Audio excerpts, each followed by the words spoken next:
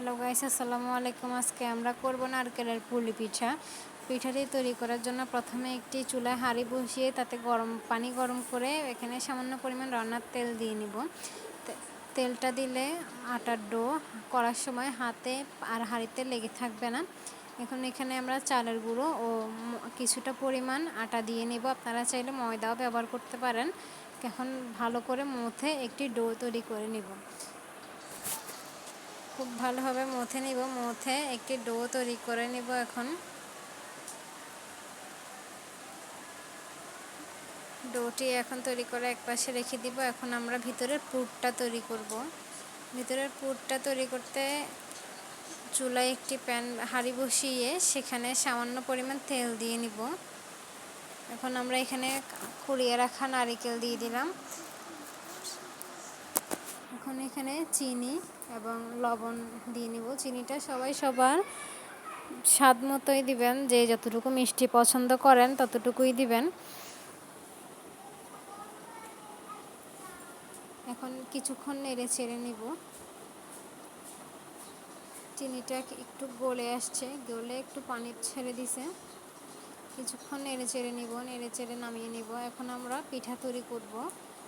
ছোট ছোট লিচি কেটে বেলে নিব, রুটির মতো করে বেলে নিব। আমরা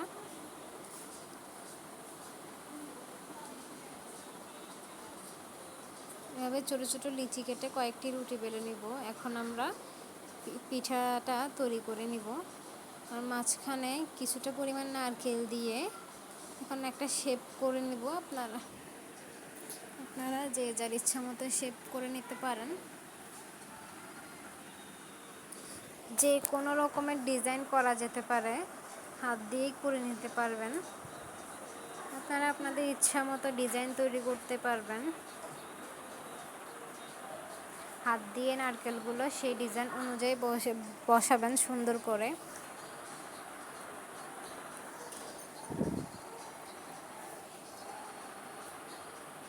নারকেলগুলো ডিজাইন অনুযায়ী সুন্দর করে বসিয়ে এখন উপর থেকে আরেকটি রুটি দিয়ে দিব। রুটিটা দিয়ে চারপাশ থেকে হালকা করে চেপে দিব। হালকা করে উপর থেকে বসিয়ে হালকা করে চেপে দিব। বেশি জোরে চাপ দিলে কিন্তু রুটিটা ফেটে যাবে, যেহেতু চালের গুঁড়ি। হালকা হালকা করে একটু চেপে দিব, যাতে রুটিটা দুটোটা একটা একটার সাথে লেগে যায়। এভাবে ডিজাইনটাও খুব সুন্দরভাবে বোঝা যায়। এভাবে করে দিলে ডিজাইনটাও খুব সুন্দরভাবে বোঝা যায় এবং দেখতেও সুন্দর লাগে। আপনারা আপনাদের ইচ্ছা মতো ডিজাইন করে নিতে পারবেন, যে কোনো ডিজাইন। এখন আমরা চারপাশ থেকে কেটে নিব।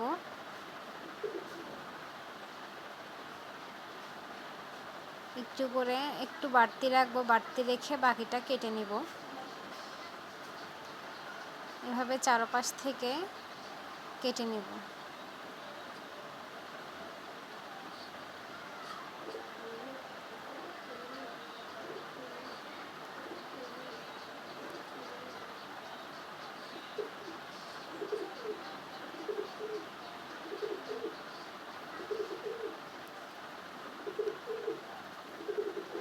কাটা শেষ হয়ে গেলে বাড়তি অংশটা একটু আলাদা করে রেখে দিব।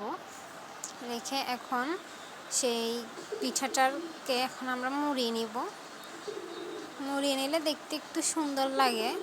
আপনারা চাইলে নাও মুড়াতে পারেন, এভাবেও খাওয়া যাবে। মুড়িয়ে নিলে পিঠাটা দেখতে একটু সুন্দর লাগে, পিঠার সৌন্দর্যটা বেড়ে যায়।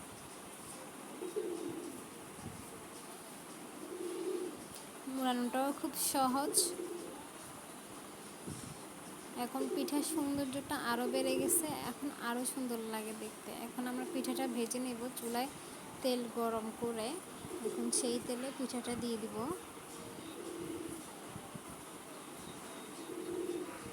পিঠাটা এখন ভেজে নিব, এপাশ ওপাশ করে ভেজে নিব।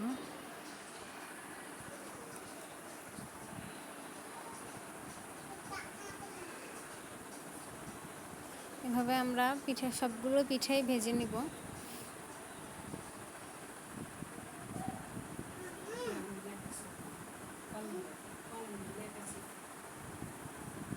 ভালোভাবে দোনো পাশ ভেজে নিব। পিঠাটার ভালোভাবে দোনো পাশই ভেজে নিব।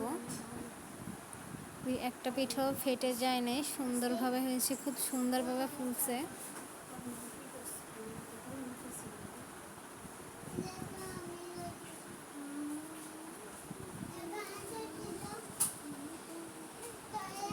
অনেকের এভাবে পিঠা বানালে পিঠাগুলো ফেটে যায়, শুধু চালের গুঁড়ি দিলে পিঠাগুলো একটু ফেটে যাবে।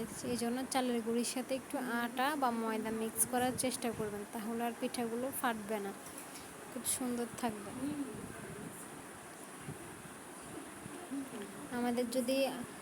আমাদের রেসিপিটি আপনাদের ভালো লাগলে লাইক, কমেন্ট, শেয়ার করবেন এবং আমাদের চ্যানেলটি সাবস্ক্রাইব করে